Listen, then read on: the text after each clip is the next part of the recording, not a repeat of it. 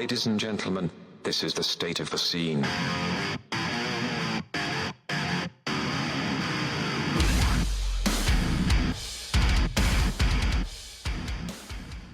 Yo, what the fuck is up, Warped Tour? The state of the scene at SOTS Podcast on all social media. Sam here with Margos.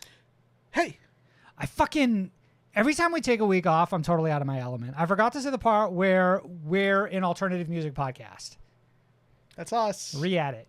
Go back. Oh, re-edit? Yeah, no, we're going to edit it in. We're here at the studio. State of the scene. We've been doing this show, fucking 20 years, and I couldn't tell you what our intro is. This is like purgatory. This is like, you know what I mean? I host the show. We've actually been doing the show eternally, actually. Yeah, for sure. We never stopped doing the show. We never started doing the show. It's just been endless. Mm-hmm. Coming up today, we're going to talk about new albums that are coming from Fit for a King, Grandson, and Thousand Below. Plus, the Amity Affliction released first new song since separating with Ahren Stringer. And we're going to review the last ever album from Stray from the Path. And lots more. But before we get there, Margos, I think this might be top 5 ugliest I've ever looked on this podcast. Like right now? Yeah, right now.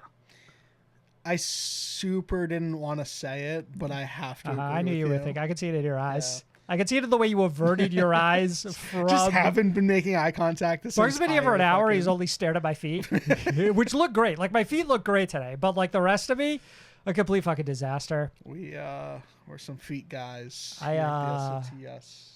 We were off last week because I got married, right? Boring. Next story. And as you can see, I've already given up. Just threw in the towel night of. This beard is just going to get longer and longer and scragglier. Yeah, you're going to start growing the sides of your hair out. Yeah. You mean like mutton chops or something? No, I just meant like all of it. Okay, like just, yeah. I'll grow my hair. I've always wanted to grow my hair out. It's just like, I've never been able to pull it off. I've never looked good with long hair. Yeah. It's a tough look. Yeah, unfortunately it is a tough look. You were at my wedding. You were invited. I was up in that bitch. Yeah. TBH. Yeah. That shit was. I'm gonna be real. That shit was fire. You got any stories? You're a liar. What do you mean? You lie. You told us, myself and the SOTS audience, that you weren't really sure how much scene music you'd be able to sneak into the playlist. Yeah. Wasn't sure if the DJ would allow Cocktail hour ran long. If a wifey would give you the green thumbs light up. there. Yeah. No, cocktail hour ran long. We got a lot in. Cocktail hour ran mad long. They started playing deep cuts. They were playing like thebomb.com by like fucking Sleeping with Silence. We had Real Estate's playing.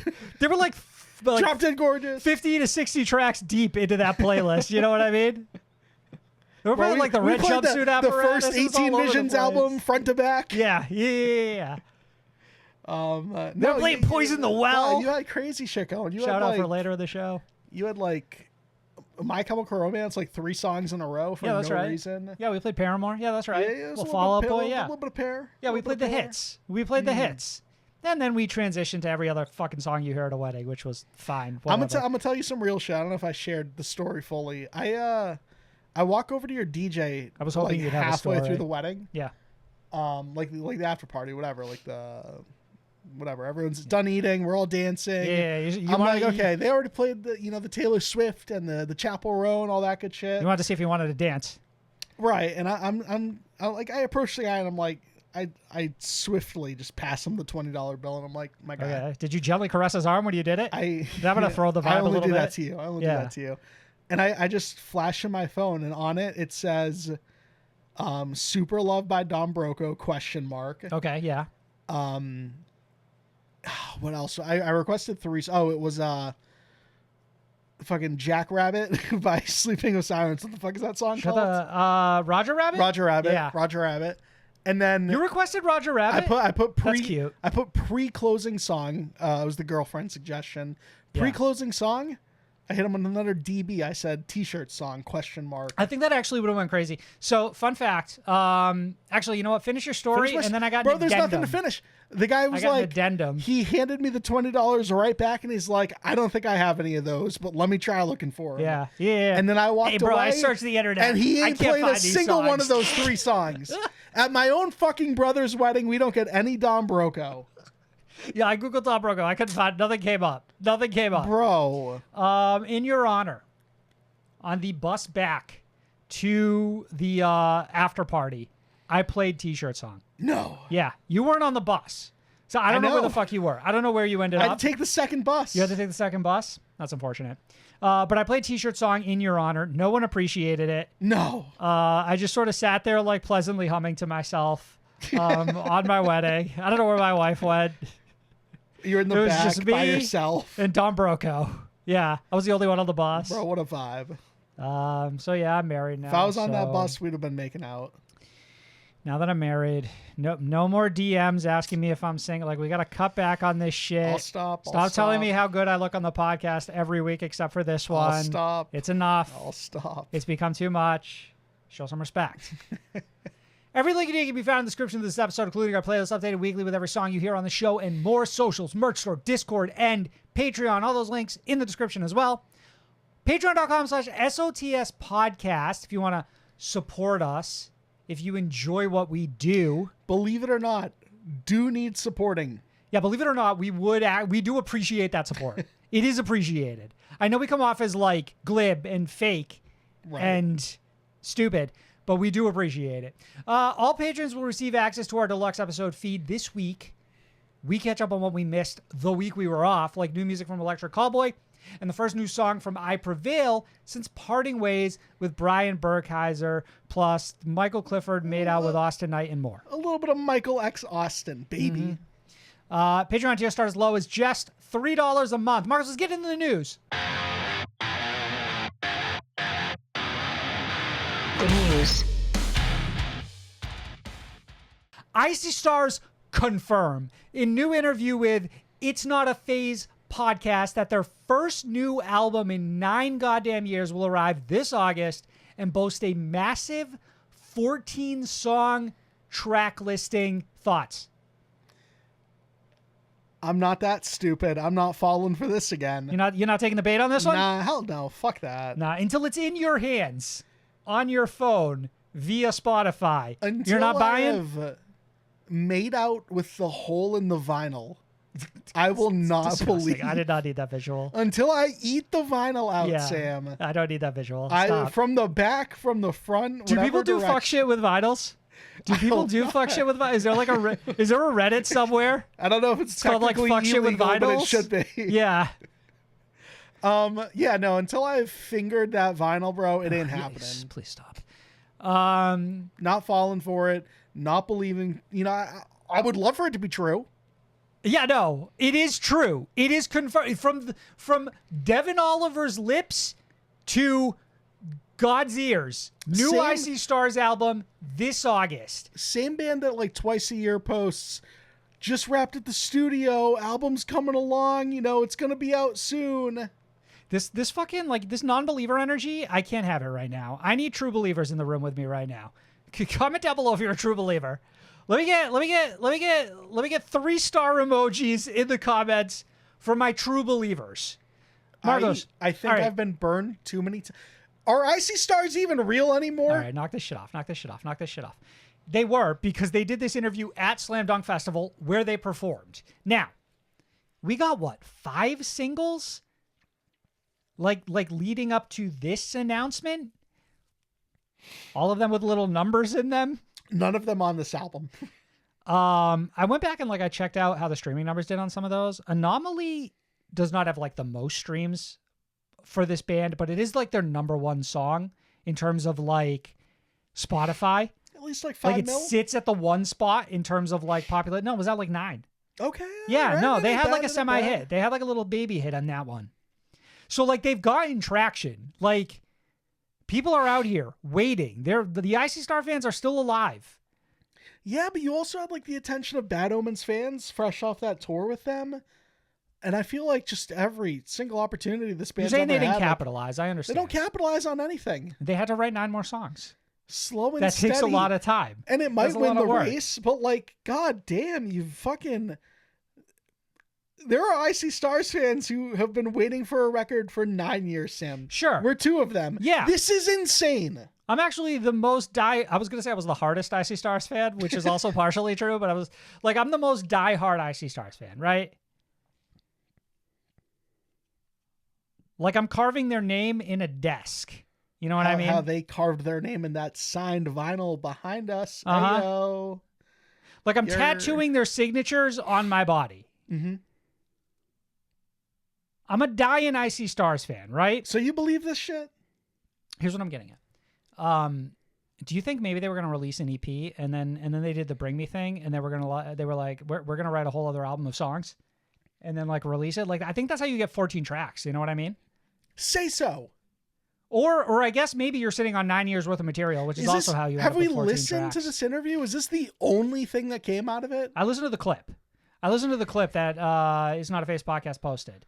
I didn't catch anything else that came out of it except that Devin refused to and/or said he was like on fucking NDA or some shit and couldn't say what the name was.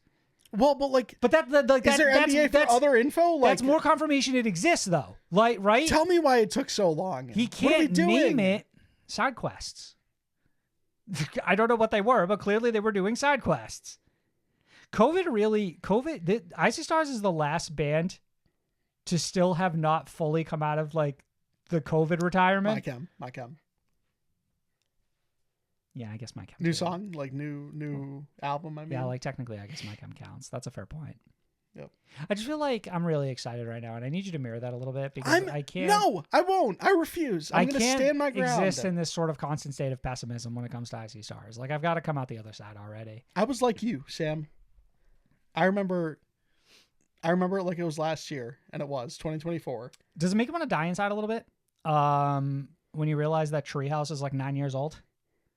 Yeah, that one hurts, Makes right? me want to die a lot. Yeah, that one hurts. It's like that album came out like what, a few years ago? Nope. No. Didn't. We're doing the decade post in about 6 months here shortly. It's gonna be a tough one. Great. Matt Good, who you may know from First to Last, is currently producing the upcoming new album from Escape the Fate per an update on his Instagram story. Marcos, any amount of hype for a new Escape the Fate album? Hype for a new Escape the Fate album? Sure, it's there. I didn't mind the last one. I think it's probably their best material in a bit. Okay. I feel like there's a butt coming. This is going to be a weird, like I'm going to sidestep a little bit, Sam. I don't know if I feel confident in Matt Good. Oh, that's sad to hear. I know. Matt Good, perfect on his own records, like from First to Last. That stuff's all fine. It's crazy how fire from First to Last sounds, and then you get like the newest Asking Alexandria album from Matt Good, and you're like, Jesus Christ. Or the one before it, or the one before that, and you're like, oh, is Matt Good actually the problem here? And I know he's not. He's not. But like, no, there's a frontman in Asking Alexandria who's clearly the issue with that band. On enough people, can it only just go to one guy? Here's my thought. Were they poorly produced albums, or like if we're sticking with Asking Alexandria, does that band just have like a brutal time writing a good song at this point in their career? They might. Right? Like maybe if they handed off full writing duties to Matt Good, we actually would have gotten some fire like we did with like those recent From First to Last singles. You know what I mean? Yeah. I mean, I'm excited about this. Like we'll see what this is. That said, like, this is going to be Escape the Fate's like 10th album. I don't know what we're getting here. We'll see. Yeah. Good for them for continuing to truck along. They've been successful. Yeah, it's crazy we're still getting from Escape the Fate. Sleep Tokens, even in Arcadia, stayed in the top 10 of the Billboard Top 200 a second week in a row, moving an additional 30K units, Marcos. That puts this band right around the 150,000 range, over it, I believe, but, within the vicinity. Unprecedented. Damn. Constantly, every time we bring up Sleep Token is with some sort of unprecedented level of like success. Like what this band's been able to accomplish has been absolutely fucking astounding. I walked past a Spencer's at a mall. Yeah. Your wedding was in North Carolina. I'll mention that. And like, this is where that mall was. I'm no longer there, so it's not doxing. Top to bottom Sleep Token on like the windows. You fucking love to see the first end cap when you walk in. I couldn't believe my eyes. I'm like, how is this still just our reality? Spencer's and Hot Topic used to pray for someone like Sleep Token. You know what I mean? Yeah. Before they full on pivoted to like, I bet you can just walk into like a Spencer's and probably get a shirt by just one about every million. Like you can just get Lady Gaga shirts at this point, right? But like Hot Topic used to sit there and wait for the next My Chemical Romance so they could like make another clean million and like Right. gross margin on t-shirts. And they got like Ghost, but that was like too much for like the elder millennial stuff. And like, which to be fair could possibly be Hot Topics. I mean, I guess not. I mean, I guess you walk You're into a looking for fucking the- Hot Topic and the it's young like bloods. it's a fucking children's store for all Sure. intents and purposes, right? But yeah, Sleep Token is a fucking gold mine, and it's going to continue to be mined by all of these different people till the end of time. And like, Can I say some honest shit here? what? Go ahead. Spencer's is crazy though. Why the fuck? Spencer's is crazy. Did you Hot go Topic inside? is crazy. I did go Did inside. you buy anything? No. No. So you just walk around at Spencer's and kind of marvel at how awful it is, Fucking- and then you leave. Glass dildo / bong. What Yeah. does Spencer sell? Well, the Vesselucy is coming. A birthday card that says like them titties is drooping now, aren't they? And then like you push a button and it farts on you. It's fucking. Yeah. I'm part of the FBI. The farting bikini inspector. Like, I don't know. A black light so you can see how many times someone jerked off on their vinyl. So anyway, Yeah. I'm gonna be real honest about Sleep Token for a second because they released more merch for even in Arcadia. I get a bad feeling. This coming. band has no fucking clue what to do with their merch. What do you mean they got no clue? Do you think it's even up to them, or do you think RCA Well, they have a whole team. RCA is going to team of like 6 individuals? No, because this extends into the This has Take been- Me Back to Eden days. Yeah, and it's been all before time. that. Yeah. Sleep Token kind of has no idea what to do with their merch, and it's extremely What's wrong with it? painfully obvious right now. What's wrong with it? It's just all bad. Can I be honest with you? Yeah. All right, I don't know. This is gonna feel like an extremely hot take. I think everyone listening is gonna disagree with me. Mm. I feel like at some point in the last few years, band merch just kind of sucks, period. I think outside of some extremely cool, expensive, limited designs that some bands do, every time I see a merch rollout, I shrug and move on. No, I see the same fucking bullshit across the board. I'm always It's all the same tempted to by me. something, and then I see Sleep Token, and it's like, man, this is all bad. The last novel thing to have come from merch are when pop punk bands started doing their logo in deathcore font. That was the last time merch was interesting. I don't disagree, but like, man, Sleep Token's what? It's just like what? pull It's up the fucking Sleep Token website. It's just bad. Is it just like what? It's the album cover on just like a shirt, right? Yeah. And then what? It's just like And then it's even like- in on one arm and Arcadia on It's the worse. other. It's worse than that. All right. Well, now I gotta fucking Do a look. deep All right, dive. I'll It's look, like, I'll man, look, it's like- I'll look. Here's a hat, and it says like Sleep Token, even in Arcadia. And what do we put Yeah. around it? I don't know. Just like put like some Okay. olive branches, maybe. Like it just all looks so fucking bad. And like the font choice, specifically on all of this art, on all of this merch, looks so bad this go around. You're gonna fucking hate me. This looks like every merch ever. This is This so looks bad. like every This fucking is merch I've so ever seen in bad, my whole Sam. life.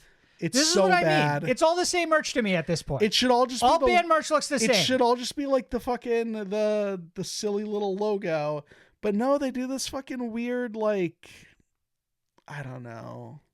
Like this shit here, the olive branch shit on the hats. Like I don't know, I don't see Sleep Token merch and say to myself, If like, you're telling me the "Oh, merch has no man, aura, I agree that's- with you. I that's just the feel like only it's most thing band merch. you can get from this band. Like that's so cool. Yeah. Like no. I don't know. What's the last Sleep Token merch you bought? I feel like I saw I keep you. remembering to bring them onto this show. I see you wearing a shirt every once in a while that's just like Vessel's face. Vessel's face is In, fine. like, Like 4K. that'll work for Yeah, a Vessel's merch face design. is fine. Okay. It's more than fine. I bought the even on Arcadia like flags that they did. I just keep. I didn't know that was even a thing. Like what? Well, like feathered host and pendant like things. unfeathered host Yeah, or whatever. exactly. Yeah. They actually don't look incredible, but I keep having to. I gotta bring them here and put them in the background for a bit. Okay, that'd be fun. You should do that. Yeah. I know you have like the skate decks for a couple albums, which is pretty sick. That's also a cool merch item I really like. I just can't afford to fuck with. The skate decks are cool.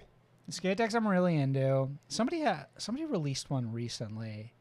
And it looked really fucking good, and I can't fucking remember what band it was. Anyways, In the Name of the Father, the debut song from President, enters the Billboard Hot Hard Rock Songs chart at 14 in its first week of release, Marcos. I still can't believe President was just on the table. As like a band name? Yeah. Do you think it isn't? And we're like 25 minutes removed from them becoming president UK? Bro, the minister or prime minister. They have to actually like change it territorially. Shut up. Shut up. That would be the funniest fucking thing that ever happened. Listen, I know that there's like an association with Sleep Token, and obviously there's a whole like industry plant thing here. Every time I post this band, people are so upset. It's crazy. It's so fucking undeniable. Like, the song is real fucking fun. The song is fun, and this style of theatricality plays. Yeah. And I don't know why y'all fucking hate it. There's 20 million other bands who don't do anything, and they're lazy, and they're boring, and they wear a fucking pair of jeans and like a Wawa t-shirt all the time, and you can listen to them, and they're there. And like, we get 2 fucking mass bands, and everybody's fucking arms up in arms. Everybody. It's insane. All of them. This is the cool, amount of people who are like, there are too many mass bands. Guys, there's 4. There's 4. There's there's too many unmasked bands. I stand by this. Is this like a debut song number 14 is crazy. I don't know how you pull that off. Like, that's a hype level that's like fucking unprecedented. The association with the biggest band in the world at the moment, and you do pull it off that way. Is it hard to get onto the Billboard Hot Hard Rock Songs chart? Like, I mean, I don't know if it's... I guess my question more is, like, here's an example. How many times have like Beartooth been on that? Here's is it 0? Or like, is this impressive? Here's an example. Here's an example. We talked about this with Dayseeker. Pale Moonlight was their first song to chart on the Hot Hard Rock Songs chart. Okay. So I don't necessarily know if it's hard. This is pretty but impressive. Like, Dayseeker dropped 5 albums before they got there. President dropped 1 song. Is President's thing that they're playing Download as their first? Yeah, that's correct. Okay. Yeah. I wasn't sure if it was Slam Dunk, which happened this past weekend. No, not Slam Dunk. Download. Okay. Which Sleep Token is also at, which I think like was partially part of the fucking bullshit, right? Sleep Token is headlining it. Ain't no thing, just a little headline. Whatever, just another fucking W for Sleep Token. Whatever. Album announcements this week, Marcos. 21 Pilots are going to release new album Breach this September. This is fucking huge. We're getting a new song in like 2 weeks. Fucking double album theories are true. They did this whole thing where like they were changing their profile picture like a fucking stop motion animation where like every 3 hours it would update. The eye would be like slightly closed, slightly closed. Did like the red tape come back or something? No, the red tape didn't come up, but it was kind of around like the same time as the 10-year anniversary for Blurry Face. Okay. So people thought it was kind of related to that, but it ended up then being this whole other brand new album that we're going to get, which is crazy. Like, this year suddenly is like the most stacked release year in fucking history. All right, let's get our our wants and our needs out of the way here. I need that Gerard Way feature, baby. Oh, so we're gonna do that thing where we shoot so high that we're disappointed by the own expectations we've created. Gerard Way feature, Haley Williams feature. Yeah. Who else? President feature. Produced by Matt Good. What are we doing here? Vessel unmasks in the middle of the album. I don't like that there's some sort of like sexual connotation to the idea of Vessel unmasking. I don't think I said there was. I think that's interpreted. There's something about the word unmask which just feels sensual to me. Like, I feel like it's taken on like a new life. Like, if you said somebody unmasked themselves on stage, I would be like, well, that's a spicy show. I wish I could have been there to see it. What do I want from a new 21 Pilots album? I don't know. 10 songs is as good as what we got from fucking Clancy, which I thought was fantastic. So, like, if we can ride that fucking energy into this new album, that'd be great. And then I would have this little fucking, like, brother-sister albums back in, like, best era of 21 Pilots as far as I'm concerned. I still think Clancy's their best album. I still think Clancy is easily their best album. We keep that fucking energy moving forward, and, like, it's a W. What is does Breach? What does this mean? Like, is this another character? Like, I don't know. Was Clancy it? Like, that was Clancy was like the end of a trilogy, right? I kind of like to lean back and let the drum thieves fill in the lore for me. You know what I mean? Like drumming and filling, as it were. Yeah, like I'm gonna let y'all do the hard work, and I'm gonna kind of come in the end, and then just sort of act like I was there the whole time. You know what I mean? Like I'll find out that. Do you think this band has set sort of insurmountable expectations with themselves by doing like the individual music video for every track for Clancy? Like I can't imagine they're going to do that again with Breach, right? I don't think they've promised anything for this new album. But what I'm saying, of a release date. What I'm saying is that like I don't think they're going to do it. But is there any level of expectation there that they would do it again? No, I don't think so. Okay. Rise Against will release new album Ricochet on August 15th via Loma Vista Recordings. Marcos, I generally, when sharing new songs from Rise Against in this last year, find that people are sort of really disappointed in the sound. Have you noticed that as well? No. I haven't seen any of these singles really stick. They're not on the hot hard rock songs chart. I don't think they're even on the active rock songs chart, but I'd have to go spot check. Can I tell you what does stick for me? What? This album artwork's kind of fucking lit. It's like orange and shit. And what's going on with it? It's like some kind of fucking robot or whatever, and like a bullet is literally like ricocheting, and it's maybe none of those things, but like you get the idea if you look at it. You think that's enough to carry it? We'll see. I put my hands up. Have you ever bought an album because the artwork was cool? Yeah, I'm trying to remember what, but I know I've done it. Have you? You must have. Well, where I was, yeah, I mean, like there was that early Rise Records era where it's like if your artwork looked a certain way, you were worth checking out. You know what I mean? That's how you end up with like a Scarlett O'Hara album where you're like, well, this is artwork I'm familiar with, so there must be something here. The guy who did Plagues and the guy who did all these other A Day to Remember, Parkway Drive. I'm gonna end up with this album. But what I'm saying is that like I feel like there is significantly less value now with streaming that somebody would check out an album because the artwork was really solid. No, I think that's how I. You still think that plays? Still. Yeah, like I'll see something cool in Release Radar, and like a lot of it's the artwork that grabs me initially too, right? So, okay, all right. So very contradictory to what I think. I guess that's good to hear. Chevelle will release new album Bright as Blasphemy on August 15th via Alchemy Recordings. Marcus, they're just inventing labels at this point. I ain't never heard of any of these labels. Alchemy Loma Vista, Alchemy, they're making shit up. I got another album art opinion here. This one looks like a classic Chevelle record. Like this one looks like it should have came out in 2006. Do you think they consider that?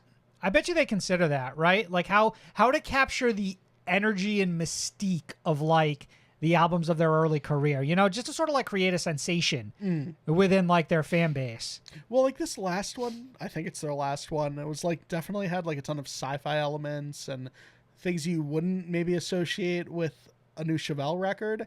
And then you look at this record and like the color and the tone and all that stuff. You see the logo and it's like, oh damn, this looks like an album I already own. Which is neat because you and I are really into the kind of like bands throwing it back to like a certain era, whether it's of their career or of the genre they're in. Yeah, this observation is very complimentary. Like I think this artwork fucking rules. I don't remember the last album being incredible, but I do remember that fucking lead single was much better than I ever expected from Chevelle at this point in their career. So I guess I'm cautiously optimistic that this will be good as well. Marcus, and finally, Yellowcard will release new album Better Days on October 10th via Better Noise Music. The album was produced by Travis Barker and includes features from Avril Lavigne and Matt Skiba of Alkaline Trio. This is going to sound awful. Not this record, what I'm about to say, which is... and that'd be a bold statement, by the way. This album is going to sound terrible. Just completely throwing it out there. Yeah. Do you think that any album that features Matt Skiba, it's assumed the artist initially went to Tom and asked for him to feature? That's what you're such an and asshole. They were like, next best thing. We probably afford You're Matt. such an asshole. Well, the crazy thing is that like Tom DeLonge and Matt Skiba don't actually sound similar whatsoever. It's not like they replaced him because like he like sounded identical too. I love the idea that like Matt Skiba and Tom DeLonge are always in the same waiting room together auditioning for like features. You know what I mean? Right? Like they always show up together. Tom always gets the role, right? Right. Or if he turns it down, then Matt gets it. Avril Lavigne, I guess, still kind of fucks with pop punk. Yeah, of course. I mean, that Love Hurts album, I think is what it was called, was all pop punk. I didn't know if that was like, we got a lot of artists who kind of have like a flirtation with like Machine Gun Kelly's practically washed his hands of it at this point. Have you heard Cliche, the new song? I haven't. Is it good? It's fine. I don't know if it's hard to say if it's like pop punk or not too, though. Okay. All right. So you're saying that maybe there's still something there? Yeah. But obviously we got a wave of these artists, and then everybody was kind of like, well, it was fun while it lasted. We're going to move on, right? Like even Mod Sun doesn't even sound like pop punk. Does this record feel like one that's already happened?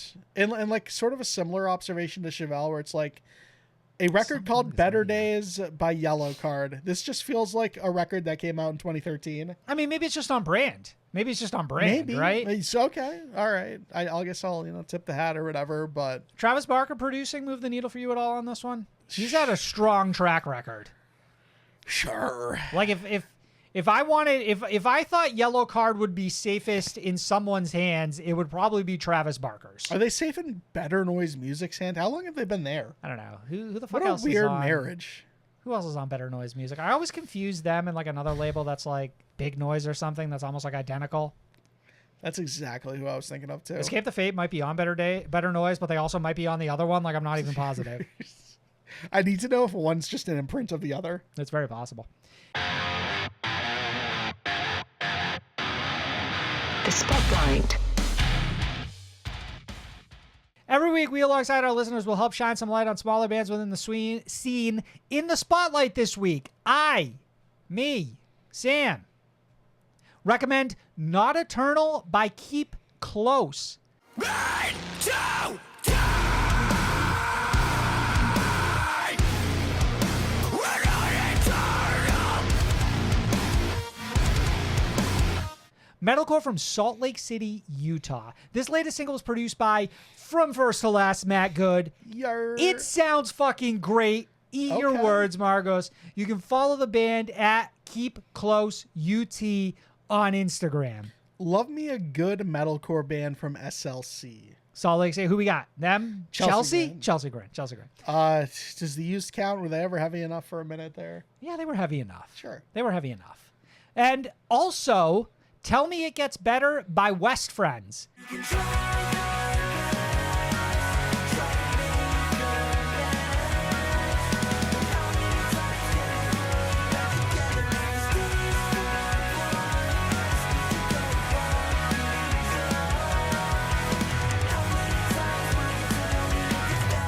Indie pop punk from the West Coast. This band will officially release their debut album this June. Get in early. Lot of fun. Really catchy. Strong melodies. Follow them at West Friends Music on Instagram. Indie pop punk from the West Coast feels like a brand new sentence. Yeah, because it's usually defined as Midwest emo, right? Right. This is almost like we're dancing around it because we don't want to say it. You know what I mean? Well, it's definitely where they get like the West from, I would think, in their name. I think that's a given, yes. Is this just the West Coast answer to Real Friends? This is the West Coast answer. Where's Real Friends from? Illinois, baby. Born in fucking... That's crazy. I was going to say Birth. Salt Lake City. Dated Discourse this week. They hate us because they ain't us. Singer-songwriter Kali Uchis appeared to shade Sleep Token after the band charted ahead of her and everyone else on the Billboard Artist 100 chart. Number one. In an update on her Instagram story, she shared a snapshot of the chart rankings showing herself at 4th and covering Sleep Token at 1 with a heart emoji. Aside from a chorus of "who" from our followers, individuals chimed in with their thoughts on the matter. Oh, disrespectful to Kali. Not I think totally in the wrong here, but Oh, wait, okay, hard pause. You knew who Kali was going into this? you're I was unfamiliar. pathetic. Okay, sorry. All right. So, me... I'm not saying I'm the biggest Kali fan in the world, but like this is a very big artist. Okay, all right. Well, that makes sense because they were number 4 on the Artist 100 chart. Yeah. Which I feel like you have to be big to get there. Ali Palio Ali said, she probs doesn't even know who they are, to be honest. Okay. Fair. I feel like what's crazy is that Sleep Token does feel so niche that I think them charting at number 1 was a lot of people's introduction to their existence. I haven't had the courage yet, Sam, to ask like a normal person in my life Get courageous. if they know who Sleep Token is yet. Right? Because in my mind, I'm like, no shot, no way. Vessel, no, they wouldn't. It wouldn't make sense that they would. But in all likelihood, Sam, fucking 7 out of 10 people I might ask probably do. Sleep Token are constantly under accusations of being pop. But I promise you, they are not being played on any pop radio station. I don't see it happening. You know what I That's mean? what I mean. Like, I feel like if you want to hear Sleep Token, you still got to go to Sirius XM Octane to get it. Sure. BDX said, I know it's already been said, but covering Sleep Token over Morgan Wallen is hilarious. Like, if you're going to be mad at anyone above you, he's such an obvious target. Anyways, big fan of fraudulent band Sleep Token. I have something to Go ahead. add to that comment I'm going to figure out what this name is while you do it. when the next Kali update comes. Okay, good. Prosperina said, I wouldn't say I like both because I love Sleep Token way more than Kali, but come on. She's been in the buzz for more than 10 years now. These Kali who in the comments are nonsense. Agreed. And finally, Soul Decay says, Sleep Token is showing that authentic metal, rock, and alternative music can make a comeback and chart, but you also used to random radio hits. You can never try to understand and show love when someone different do it. That's my problem, because ATP, what does ATP stand for? At this point. At this point, you're dead ass just hating skull emoji. That's what the skull emoji looks like on your phone. What does it look like on your phone? For those who don't understand like the behind the scenes stuff, we're looking at a monitor that has like screenshots of all these things. Yeah, for those who don't, we're not just doing this off memory. For those, yeah, for Sam's those who got, don't like, understand, the I haven't craziest- memorized the entirety of this episode That's why we're never really looking at the camera, like I do every other week. The skull emoji on the Android is despicable, Sam. I've become quite fond of it. I'm sure you have. I've become attached. Many claimed this was a reach, and that Kali was likely just showing her excitement and was not actually making an effort to cover up Sleep Token when sharing this to her story. Things would become bizarre, though, when a fan would later call her out in the TikTok comments. I'm done with you reading this shit, bro. I'm all over the place today, bro. I'm a fucking disaster today. Nopamine commented on one of Kali's videos, imagine being so petty that you censor the #1 band on an Instagram story. Sleep Token better. Crazy. Kali Uchis in response, to be honest, I didn't feel comfortable posting a photo of someone in blackface. It was really deeper than that. Bro, but we not covered up Morgan Wallen. Morgan Wallen's got a clean record with associated things.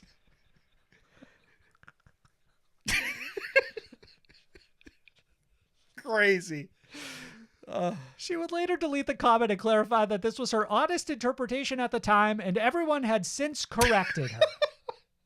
Unfortunately, it appeared to be funny in a statement, Sam, when you have to be like, thank you everyone for correcting me. Might be. It's such a fucking take the knee and just take the fucking ass beating. Uh-huh.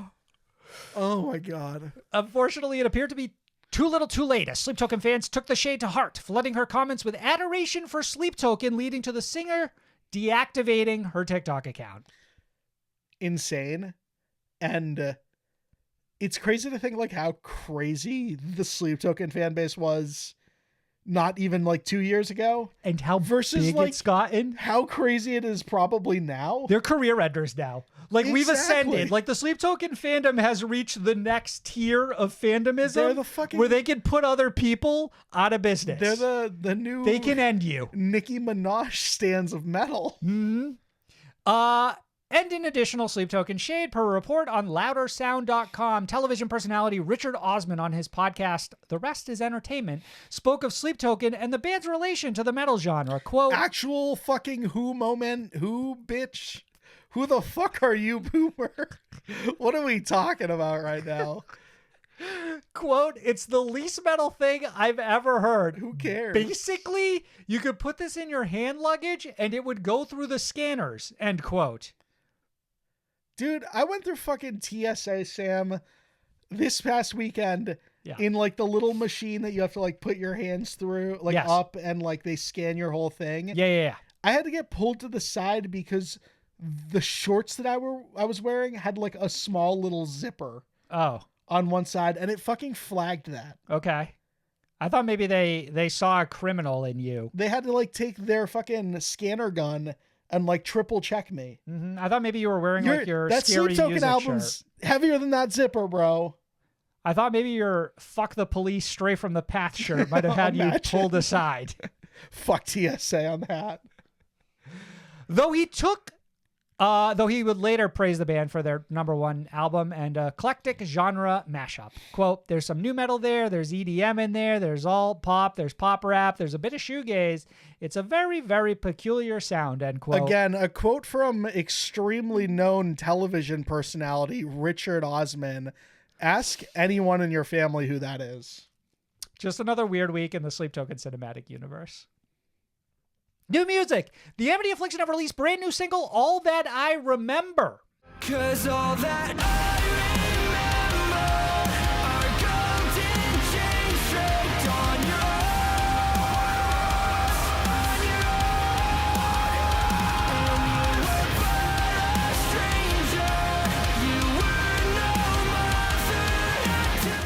It's the band's first new song since separating, with vocalist bassist Ahren Stringer in his place. Kingdom of Giants alum Jonathan Reeves has joined the band. He was recommended to them via Spirit Box's Josh Gilbert. Marcos, thoughts on the new lineup, the new song, and the accompanying music video?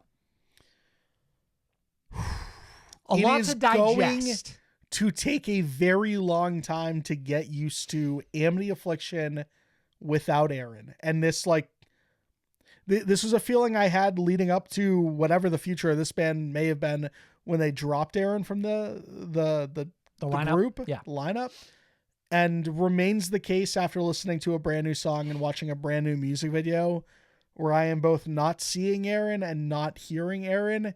It is fucking weird. It's like a disconnect, you know what I mean? Very much so. And it's tough because it's like, I do feel that the rest of this band does make up much of their personality as well, but it's hard not to feel like a very tangible and noticeably missing piece is no longer there, right? Yeah. This wasn't just anybody. Ahren is an extremely familiar voice. Well, I would say that the Amity Affliction, from my perspective, is somewhere in the camp of more generic metalcore, and I would say that like their style isn't necessarily unique. Aaron's voice within the project was. Yeah, and I find myself, when listening to this new track, All That I Remember, myself realizing in that moment that, oh, I guess what I did associate with this band the most was specifically Aaron's vocals. Right, love or hate a song, Aaron's voice was integral to their sound. Yep. Now. And it's what separated them from the more common metalcore bands, right? Like, We have at least there was that bit of like something to latch onto where it was like, this is tangibly different. This is audibly different. This is the Amity Affliction, Yeah. right? That being said, you and I are big fans of Kingdom of Giants. So how do you Right. feel generally about Jonathan Reeves and his performance in this track? Fine. Okay. And I don't mean that like in a really disparaging way. I just mean it in like a, okay, I guess this is proof that Amity Affliction can keep kicking. I don't particularly love the song. I don't think it's like, if this is the path we're going down, and clearly we are, like, it's not the fucking real standout, hey, here's your, for all the doubters, you know, choke on this. Like, it doesn't really like elicit much emotion out of me. It's like, I watch this and I'm like, oh, this is an Amity Affliction. This is different. Like, it is Amity Affliction, but it's not Amity Affliction. Do you feel the expectations were maybe impossible? So the funny thing that gets lost in all these conversations is like, man, I'm not the most diehard Amity Affliction fan. Sure, Like, I'm maybe not, hot like, and cold relationship with them over the years. So it's not Yeah. like there were impossible odds to overcome. I'm not looking at this and I'm like, man, there's no way they're going to release a better song than fucking Bleach. Like, I don't know. Okay, well, that's like, surprising to me, because then I would think for all intents and purposes, you might find yourself pleased with this as I was. and this is not a slight at Jonathan Reeves whatsoever. Sure. that voice within this band makes these guys sound extremely familiar in a, I'm dancing around it. It sounds very generic now. But wasn't that always the Amity Affliction? Isn't this just another flavor of what they've always been doing then? But what made them just slightly not so generic was Ahren. Okay. Right. On the track's meaning per the press release, lyrically, it discusses personal recollections of a fractured relationship with a parent. Frontman Joel Birch explains, quote, "My mother knew only abuse and isolation, even in death, as she cut her own children off. She died as she lived, paranoid and alone." End quote. Heartbreaking stuff. Within the Amity Affliction camp, lyrically, this is just picking the ball up where we left it. Consistent on their subject matter for the most part. Yes. If this band was just like, oh, this is about like going outside and like enjoying the weather, like that would be weird. Okay. It'd be a fun turn though. It could be. Imagine the Amity band just got Affliction released their new song "Touch Grass." They just got really happy. Former member Ahren Stringer also updated fans this week on his new project alongside former Volumes vocalist Gus Farias. Named Self-Checkout, the project is said to be a genre mashup with a lyrical focus on mental health and addiction. They are currently in Mexico City recording. The Mexico City record is such a y'all just wanted a vacation cooked in. For me, it feels type like energy to me. For me, it gave the energy that they were like avoiding like federal like warrants or something. Dude, with fucking Gus, it wouldn't surprise me if that's just where he lives. That could be very much the case, yeah. You can catch the band, the Amity Affliction, this summer in North America, performing on the Summer of Loud tour alongside I Prevail, another band who recently lost a vocalist and dropped a brand new song, and we'll talk about it in our bonus episode. Beartooth, Killswitch Engage, and more. The Amity Affliction stand at 1.1 million monthly listeners on Spotify. Curious with more time to see what the rest of this band's material looks like and how it's accepted among their fans. Sure. I will say that I am generally very positive on it. I had a lot of fun with it. I think while Jonathan Reeves may not bring the most unique flavor to this band, he is an extremely dependable and solid addition to this band with a good voice, even if it's not Ahren's voice. Can't right? disagree there. Can't disagree. There is one additional thing. Did you see this band's cover of Holiday by Turnstile? Is this like a Triple J thing? Yes, that's exactly what it was. Fascinating. They're playing like the saxophone in it, like not the Amity Affliction, but like they have like they got guys. Additional, yeah, like an additional like band doing like some orchestral stuff. It is. You're talking about Amity and the Affliction right now. It's a fascinating cover. I encourage people to go check it out. Interesting. Yeah. Fit for a King have unleashed new single "Lonely God."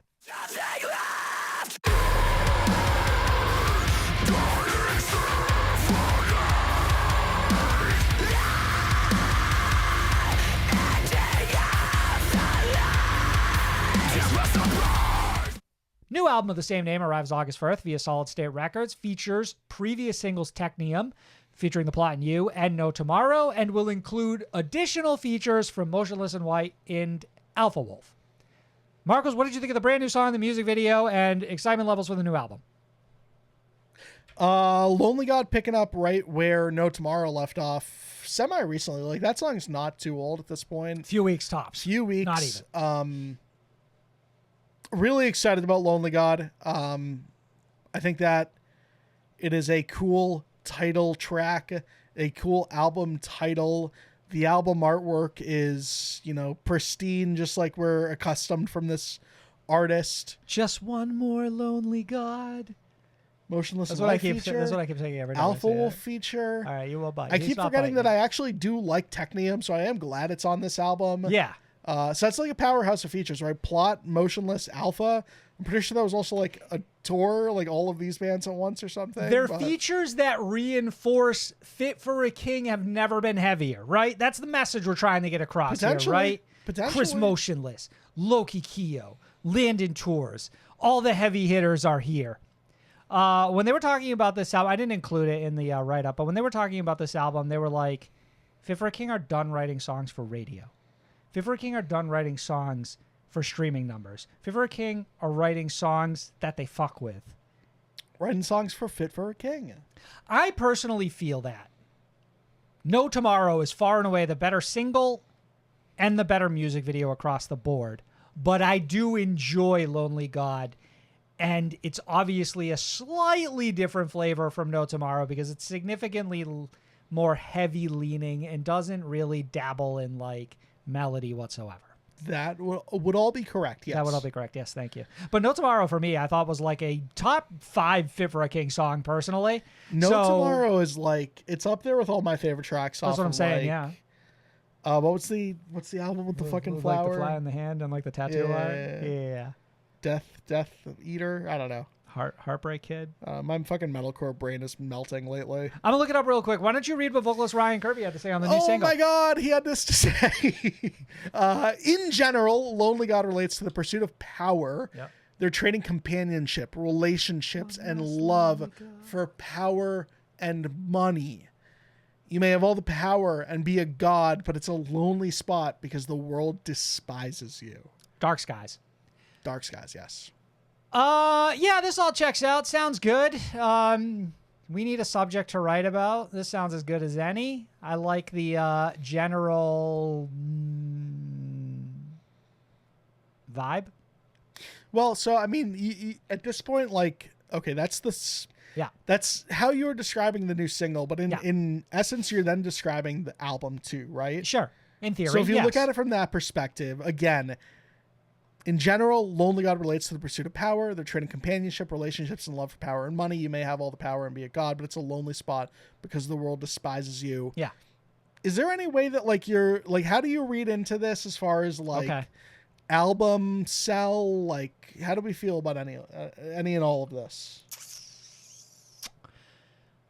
I guess it's like an interesting like. I don't view this from the perspective that any part of this is really conceptual in nature, and I think it is more of either a reflection of personal experience or a general broad strokes of what this band is seeing in the world around them. I think they're probably more inspired by true life events than anything else. I think it sounds like good enough fuel for whatever needs to fire this band up, and it's so far working, right? So you're saying not a ton under like the magnifying glass if you hold it up to it. Here's what I'm thinking. I'm thinking we're writing a song about power and money. Slaughterhouse 3. I love the idea of it just keeps traveling through bands. Who did that fuck shit? It was fucking Falling in It Reverse, was falling, right? claiming back Guillotine, Yeah. and then also saying it's the final one. Like you're like, Okay, so it's we still need so fucking asinine. Slaughterhouse 3, the final chapter. Yeah, I would love that. That would be fun. It's not too Technically- late to change the name. Technically, any band could do this. Like, who are they going to sue? Like, Technically, you don't could, have the yeah. rights to the name, the actually- word Slaughterhouse. I mean, we did have that example of a band who called themselves Lord of Shore 2 and was sued. And did have to change their It's name. a fucking LLC. It's a business. They're selling merch. They're selling You goods. can buy a T-shirt that says Slaughterhouse. We'll return to this We'll, someday. we'll circle back. The band heads Europe this August for select headlining dates, festival appearances, and co-headlining shows with Kubla Khan. I don't like that you didn't touch on the most important bullet this week in relation to Fit for a King, which was Ryan Kirby, vocalist of this band, getting a basketball court installed in their backyard Is that at what their that, house. Is that what that fucking was? With the FFAK I thought logo, it was the just Fit for a added King basketball. logo Shut the fuck up. on the court. I Like didn't it's pick the up on any of fucking this. center logo. So you're saying Fit for a King are making good money right Bro, now? Ryan Kirby at home right now, pulling up from the logo, his fucking logo sinking threes, Sam. It's nuts. Checks from the VIPs cleared. That's crazy. I think that they should offer a VIP where you could go to Ryan's house and play one-on-one with him. You know what I mean? Crazy. You imagine fucking breaking Ryan Kirby's ankles? Most fun I'd ever have in my whole life. Fit for a King currently sits at just shy of 900,000 monthly listeners on Spotify. 1,000 Below have released brand new single Palace of Dread. Hey, you could find me when you're awake. Know that I'm sad to see the phantom in my mistakes. I hate to see you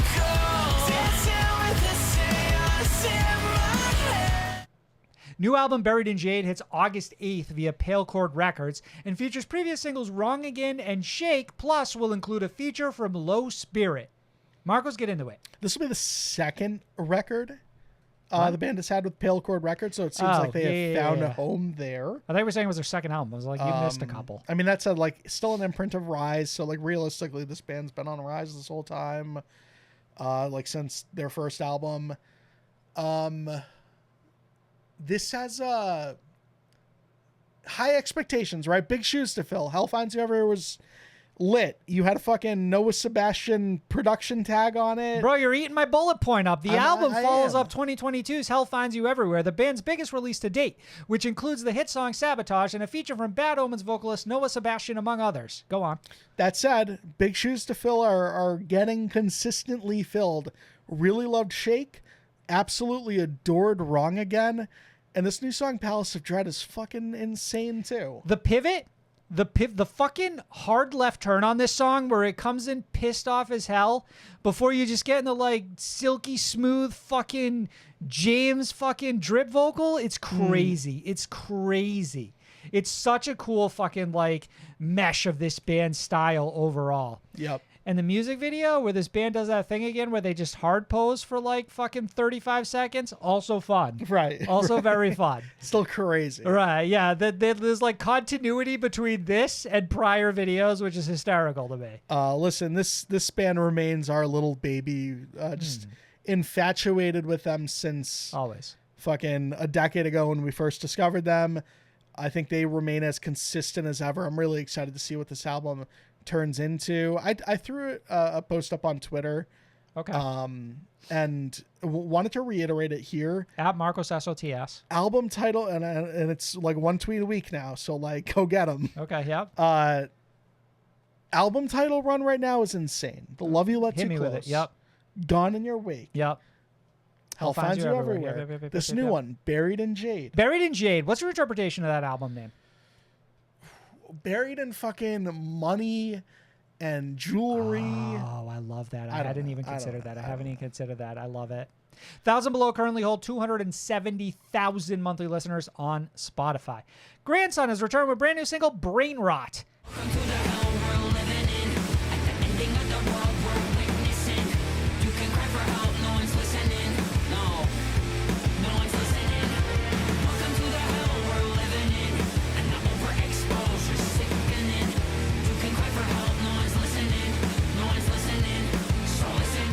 New album Inertia drops via XX Records later this year and is the follow-up to 2023 full-length album I Love You, I'm Trying. They really do just be making up record labels. So, this will be Grandson's first release as an independent artist. No. So for all intents and purposes, this is self-released. He's no longer on Oh. Fueled by Ramen. The XX smiley face, does that sound right? Like that is the Grandson logo? I want to say yes, this obviously has ties to Grandson himself. Yes, yes, precisely. Sam, we realized just among earlier off the mic, realized that neither of us had ever actually listened to I Love You, I'm Trying. Which is fucking crazy because I loved the album prior to it. Grandson or no? It wasn't a self-titled, was it? Nope. I'll pull it up. Pull it up, What pull it else? up, though? pull it up. What were your other thoughts? So Marcos, before we circle back to what we were just discussing, the music video features singer-songwriter Sophie Powers cast as a TikTok-like star, which we will dive into right once Marcos pulls up that album name and we can move on from it. Oh, baby, it's coming. Death of an Optimist. Fuck, I knew that. And I love Death of an Optimist. That was my introduction to Grandson. I thought it was fucking 2020. dope. So I don't know what happened. You were saying it was like, this is a clean example of we had a week off from the podcast and this one just flew over our heads. Yeah. Yeah. Marcus, what'd you think of the music video? Sophie Powers, starring role. Sophie Powers becoming a star right before More our screen time than eyes. Grandson. Literally within the video, TikTok like star, but between featuring in heavily in a Grandson music video, Yeah. featuring literally Featuring heavily on American Idol. minutes on an American Idol episode this year. Inclusive of their own original music that they've also released. Yes. Of the own original music. Really cool to see them on this video. Really cool for Grandson to pull them in. I think Grandson accomplished what they typically do, which is release a pretty good music video alongside a pretty great song. I thought it was a staggeringly good music video, if I'm being terribly honest. This is a version of a music video I've seen a million times over, but I don't think it's ever been done this good before, where they essentially recreate that feeling of doom scrolling, where you're circling between like the most horrific thing you've ever seen in your life and then like the most positively bright, optimistic, loudest, sort of aesthetically pleasing thing you've ever seen in your whole life, and then back and forth before they sort of just mash and convert into the same thing. And Sophie Powers is killing someone with a rocket launcher. And spoilers, putting like gems on a machete and beautifying yassifying melee weapons is how they presented it, which is hysterical, right? Definitely one of the standout music videos of the first 5 months of the year. I love the way Grandson spitting in this. He's got some fucking venom. You can feel he's got some pent up fucking feelings that he needed to get out, and I think he gets them out eloquently on this track. Grandson describes the new album as, quote, a growing need for class solidarity that can be achieved by seeing that across any political spectrum, people stand to benefit from the consolidation of power in the hands of the many against the few. This pulled via Dork Magazine. You can catch Grandson at Glastonbury Festival later this June alongside the 1975, Charlie XCX, Biffy Clyro, and many more. I mean, Grandson might be as seen as it gets. Glastonbury's not a huge one for... No, Biffy Clyro, though. No, Biffy, we claim them. Sure. We claim them. I think we talked about the 1975 like once on this show. Often enough, once a year. Grandson has amassed 3.8 million monthly listeners on Spotify. The Word Alive have returned with new single Eyes Above. I'm in the depths of the shadows, we lost in time. Questions from my soul, are you real or are you not? Is this a game that you love to play? Are you feeling the void, running all my dreams? Controlling us. This marks the band's first new music since the release of 2023's Hard Reset, which found the band collaborating with the likes of Bad Omens, Escape the Fate, From First to Last, and more. We're back. New song. We are. Post-album. You and I were generally very positive on Hard Reset. We loved the inclusion of multiple features across the board. Yeah, you pull Craig Mabbitt back in, the original vocalist of the band. Like, that is... He was on the song Slaughterhouse 4, of course. Slaughterhouse 4, The Return of the Guillotine. Yeah, that's precisely correct. Like, that's like appointment listening for me, right? Like, you need to check in on stuff like that. Some really great features across the board on that entire record. I mean, from first to last, out of retirement at the time, pulled in for this one record. Kind of crazy. You're right. I feel like they hadn't really done anything since fucking Make Love, Make Peaches, or whatever the fuck those couple of songs were. Peach Ice Cream and Make War. I don't know. Yeah. I thought this was fucking great. This was a trend for me this week where I feel like bands just brought the fucking riffs, and The Word Alive was one of them. And like, I'm not gonna kid you, them playing to the Deceiver fan in me works. I'm a mark. This is propaganda I'm falling for. I would argue this is like a best Word Alive song in the last like 8 years. It's that fucking good. Like, it's right up there with like that fucking Noah Sebastian one. That one was pretty fun for sure. I just like that, like, they're keeping it consistent. Like, visually, this feels like a natural progression from Hard Reset. But this and, like, feels Hard even Reset closer. was like literally the Hard Reset, you know, like. But this is what I feel like was promised with Hard Reset, and I don't know that we ever truly got this far.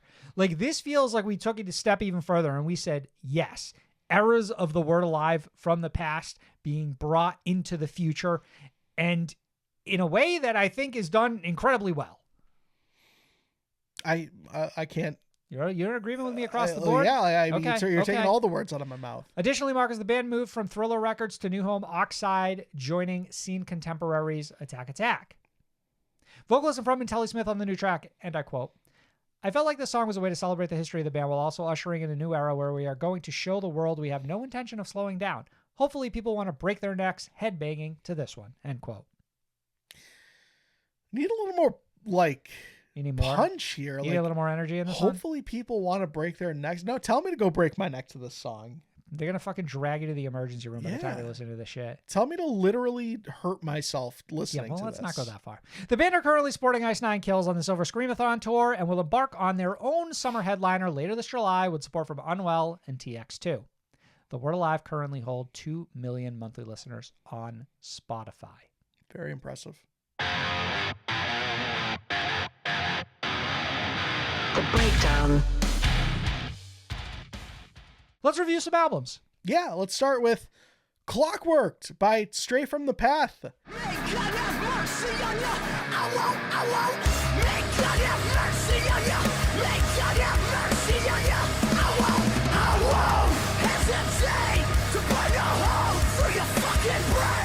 It's out now on Sharp Tone Records. It released Friday, May 30th. It was a surprise release. It was produced by Will Putney. The band also currently stand at 150K monthly listeners. This is LP 11 for them, Sam. Yeah. Again, surprise release, the follow-up to 2022's full-length Euthanasia, and most important bullet here, very unexpected, it's their final record. Insane. Fucking insane. Which kind of made the surprise drop make more sense to me. Yeah, I mean, I know we've seen a lot of bands in the past play with this style of release, right? And not all of them have broken up in the process. Theoretically, I would think it's the most curious way of going about this, because I feel like you can really market all your merch when you say, here's the last Stray from the Path album in 6 different vinyl variants. You know what I mean? They are starting to move. But I love when bands do this. I think it's a lot of fun when bands are like, yeah, fuck it. Here's the album. It's out Friday. Band had this to say, a little bit more context. We're excited and grateful to announce our final album, Clockwork, is out now. Available in record stores today, shipping immediately from web stores, and streaming in its entirety on all platforms. There was a slight delay with the streaming stuff that was kind of annoying, but eventually found its way onto Spotify. Right, like it didn't hit at midnight. It hit at like when the band said it hit. It was like kind at 10 of o'clock aggravating, today. yeah. This is the second surprise release we've had this year, if I'm correct. It would be this and A Day to Remember, no? Correct. Okay, yeah. Correct. This one a little less fun. Yeah, this one more through dour. the vibes, you know. Yeah, different vibes. They continue. None of my friends. 4 of us, Anthony, Craig, Drew, and Tom, have been touring together as a unit for almost 10 years, and now it feels like the right time to put the band to rest. We've gone on to make amazing records together, tour the world, and have been fortunate to gain the support of people more than we could have ever asked for. We get to go out on our own accord on a final record and do some final tours, celebrating the band one last time with the people who gave us a great career. Listen to Clockwork and keep your eyes peeled for further touring announcements. They finish by saying, this is a mutual decision. There's no bad blood. We love each other and we love you all. And such a fucking divorced parents. Really want to make sure your kid doesn't, internalize it too much. Just because mom and dad are fighting doesn't mean we don't love. This isn't this isn't your fault. It's not your fault.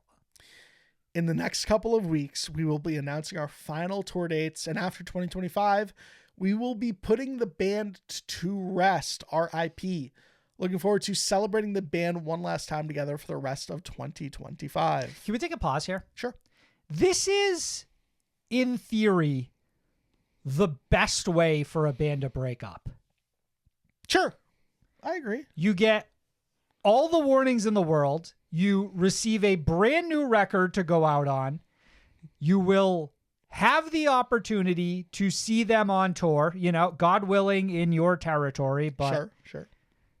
We only care about North Americans here. I think we're safe. Think of all the bands that have broken up and you have no closure. This is the most closure fucking imaginable, right? Sure. There's no hey guys, it's been 2 years since we last released an album, a year since we toured, but also we're broken up now. It was nice while it lasted. Shout out. Or there's just question marks if the band is still together, all this kind of Merch stuff. Merch is 75% off on the site. You're right. I guess that this band goes out very classy-like. Alternatively, though, do you think it underwhelms people in some capacity, in a sense that they're very excited for the new Stray from the Path record, but it comes with a tinge of sadness? Sure. I thought you were going to take it a different direction, in that announcing it as your final album removes some of the steam you may have to want to go like check it out. That's kind of what I'm saying. Yes, it's that like you were excited for a new Stray from the Path record, but you also found out on the same day that they're breaking up. So like it sort of undercuts your excitement in some capacity. I mean, the reverse happened for me. And I think because of the reverse happened for me as well. The surprise release of it, mixed with the fact that this band decided this has to be their final record, made this a must hear for me. It's got gravitas now, right? It feels important. And that's why it made the surprise release make more sense to me, because at least personally, I feel like when a band announces in advance that a record will be their last, take like Sum 41, for example, with Heaven and Hell. By the time that record finally came out, it was like, yeah, like I still have to listen to this. It's their final record, but like, I don't know. Does it even matter if I get around to it? It was like, oh yeah, Sum 41's breaking up. I forgot. Right. So like this band telling me like, oh man, new album out today, surprise release. Also, we're out of here. I'm like, oh shit. Okay. All right, so I really want to know why. You like the fucking swagger that's Stray from the Path to deliver this news with. Okay. So yeah, you and I will, as always, share our thoughts on the record and sum up our overall feelings with a letter grade. Mm-hmm. Marcos, I could go first and give my full review and letter score, and then you could go. Would you like that, or would you like to go first? Okay, yeah, okay. I was just being courteous. Yeah, sure. Marcos, Stray from the Path died as they lived. Piss the fuck off. That's like the headline takeaway? That's the headline takeaway, yeah. I like that's how the fucking newspaper's rolling out that morning. I want to start at the beginning, Marcos. Kubrick's Stare, as far as I'm concerned, deserves its own separate funeral. Only single off of the unannounced album at the time, and that's correct. Obviously opening track. We got Shot Caller as a single end music video the day of its release, so today. Yeah. It deserves its own separate funeral and a post-death commendation for going above and beyond to absolutely tear apart faces and move bodies. I think that song has grown on me immensely since its release this year. And I think it's been one of the better metalcore songs across the board. If we're putting Stray from the Path in the metalcore, Sure, put them in the bucket. Who cares? Conversation. Put them right next to Sleep Token, Who Sam. cares? The one guy who's going to comment. That's him. Fuck Them All to Hell, another track on here, goes off with a bang. And the bullets just keep coming. Marcus, Drew's delivery is absolute gasoline to the fire. Hitting lines with a sneer so violent, it leaves bodies in its waist. Quote, "You know we don't fuck with you." End quote. That one cuts. Like, if that's aimed at me, it's over. I'm dead. The subject matter is on brand, as always. Forever relevant. The instrumentals dig the grave Drew buries his victims in. The force of them tearing up the earth around them. Crazy. The riffs on this record are pure chaos. Someone pull quote that. That's crazy. They call them, I hear people say like discordant riffs. I like to call them Discord riffs because the fucking Discord kids love this shit. And I do as well. I think that the Poison the Well feature brings flavor to the track Bodies in the Dark, and it really helps it pop within the track listing. Is that where he says sweat through like cement sheets or some shit like that? Oh shit, I like that one. There's a crazy lyric from that feature. Bro, don't put me on the spot when it comes to lyrics. You know not to do that. Don't do that. Don't do that. Do that. But there is a lyric that did stand out, Marcos. "Can I Have Your Autograph" is filled with vitriol for those, seemingly disturbed vocalist David Drayman in particular, who are so sick as to sign bombs being used in an ongoing genocide. Somebody, so I posted this over on like our Twitter, and somebody posted a screenshot where there was like David with his picture signing fucking, children murdering bombs. And then like directly beneath it is drummer Craig and podcaster saying like, "I'm going to write a song about this." And here we are. Bro, from wah to wah wah. Precise. That was like the most fucking like Jimmy Kimmel adjacent joke you've ever made. That was so fucking funny. Fuck off. Oh god, it's From like a it's a wow compliment thing. to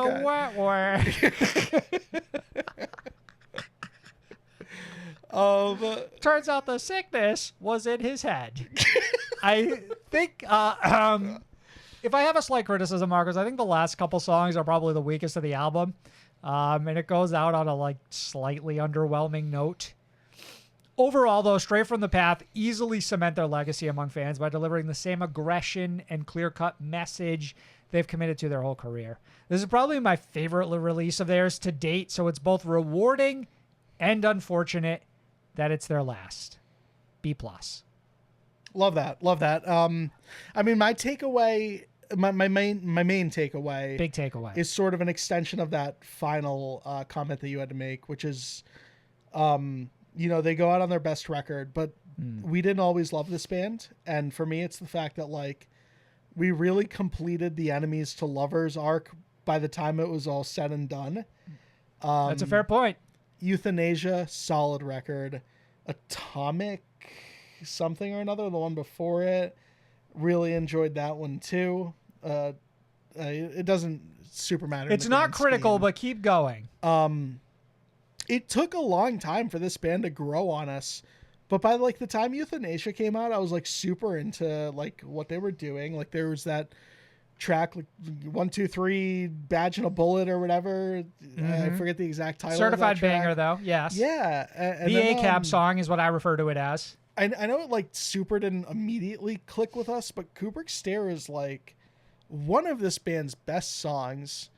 It fucking gets you moving. It absolutely fucking gets you moving. And not just in a sense of like, I want to punch a hole through the drywall, but like, I'm fucking like ducking and weaving a little bit. You know what I mean? Like I'm feeling it in my shoulders. I remember like all of the, it was almost like I had to warm up to this band and they didn't really change too much, but like, I remember like always hating their lyrics. And by the time I'm listening to like this record and it's like, they're dropping lines like another genocide, walk it off, another this or that, walk it off. Like, oh my God, everything is like clicking so much. And I'm so behind this band's message. And I think their sound is so much fucking fun nowadays, where it's like this, like, hip hop fueled hardcore metalcore thing that like, it's just really working. And I hear songs. I think that's a lot of it for me too, is that there's like a groove to what they do now that I feel like maybe I didn't always pick up on. Marcus, it feels like your Shock overall Collar's thought... fucking insane. Shocker is insane. Yeah, I mean, my overall feelings is like, yeah, this band, I'm officially sad to see them fucking go. And it made a little more sense when I realized like, hey, this is album number 11. Like, bands don't stick around that long, right? Like, that's crazy. Like, I'm super happy they made it that far. And I'm glad that by the end, those last, 2, 3, 4 albums, I was really starting to come around. And with this one, really by the time they bid us farewell, like I actually got like a small tear, rolling down my face. It's the fault in our stars, Marcos. We finally met the girl of our dreams and she's terminal. That is crazy, but sure. I'm sad to see this band go. I think they're definitely going off on their best material. I kind of disagree. I think A Life in 4 Chapters is as a closing track, I think it's super solid.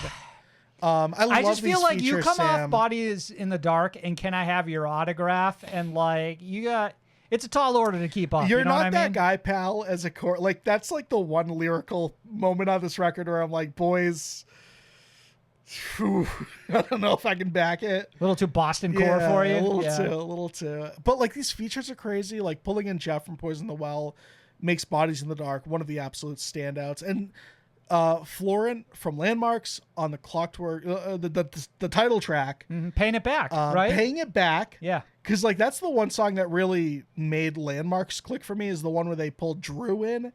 I think it was called Death or something like that. And What a track record we got this episode. I think it's called, if I remember correctly. Rust is fully... Eternal Atomics was that album, by the way. I did Eternal get that. Atomics. Yeah. Florent makes Clockwork such a fucking banger when it's all said and done. Yeah, agreed. Like, again, nestled between those two features is Shocker, which for me is a huge track on here. ultimately not super surprised this band is gone, but sad to see them go. Probably impressively an A- for me.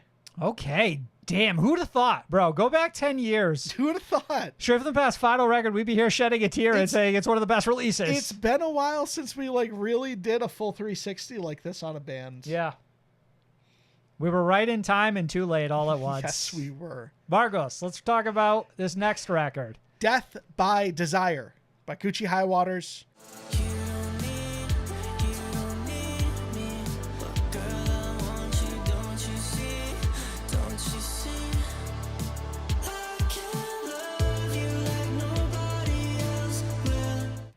Came out on Epitaph Records this Friday again, 30th of May, 2025. It's Gucci's third album, and it's the follow-up to 2021's Jokes on You LP, so it has been a minute. Yes, it has. Some singles in between, but a minute since we've gotten a full-length album. It was produced by Not Morgan, Notmrgn, which actually, Sam, as I understand it, is just Gucci's alter ego. Fun. Which is definitely fun. Additionally, Layla Shapiro has songwriting credits and production credits on a vast bulk of this record, plus a feature under their artist name Tupor on track 7. Interesting. If Looks Could Kill. So, integral part to this record here too. Layla, monthly listeners, 250K on Spotify. Solid. So Gucci still doing pretty healthy streaming wise. Guccihighwaters had this to say about Death by Desire. I'm surprised that you were able to find anything. Gucci does feel like an artist where it's all like mystery and like This you was found like a press release that had anything is crazy. This was like a real fucking like just snuck it in photo finish. Gotcha. Context on this. The label record. said we need info. We need 100 words. We need anything. By the end of this week, yeah. Death by Desire is about the dark side of things that are seen as bad or sinful. Lust, greed, jealousy. I wanted to showcase what the dark side of being an artist can be. In the past, I hadn't really dipped into that aspect of myself too much, but for this record, I wanted to get everything out there, even the bad feelings. He continues, I wanted to fully trust myself and my ideas, and that progression ultimately resulted in my expressing the honesty of who I am as a creator. This is the rawest form of my art. They continued on. I usually tend to hold back on certain themes/topics, but with this album, I didn't. If Desire comes across as toxic/heartless, it's because it is. It's a story from a dark time when the only thing I could see was shit that was bad for me. I always say, you're lucky if you can't relate, but to those who do, you'll feel it. End quote. End context. Marcus, I'd like you to start this one if you don't mind. I know you just did a lot of speaking, but I'm very curious what your energy is around this album before I dive into my thoughts. AJKSDFGHASDF exclamation point, exclamation point, exclamation point. The keyboard smash reaction. Sam, if you're not familiar, it's an internet slang or expressive typing trend where someone types a random string of letters on their keyboard. It's used to show strong, overwhelming emotions. AJKSDF is in Merriam-Webster's? Probably just keyboard smash reaction. Okay. Especially when words fail. The emotion can be excitement, shock, disbelief, crying, etc., all those sorts of things. You get the idea. It mimics the way someone might slam their fingers on a keyboard in a rush of emotion. Do you follow? It's a very online internet behavior, common in fan communities, reaction videos, K-pop, Twitter, TikTok comments, and beyond, Sam. I'm with you so far. I'm waiting for the turn here. And it's the exact sort of physical and emotional response that an artist I adore like Gucci delivers on an album and sound that is so inherently my thing, like it is here on Death by Desire. I think you're going to come at this with a different energy than I am. Mm-hmm. I'm going to plant my feet and tell you that this is everything I wanted it to be. Okay. Gucci is at their absolute best as far as delivering on the emotions, delivering on the catchy choruses, the witty, lyrics. There's a line in here talking about how he has to break up with someone because it's for the art. Which speaks to exactly what he said in his press release as well, right? Can't be trusted. Yep. But she's letting him in deep, Sam. Right. To where I can't say. I don't know.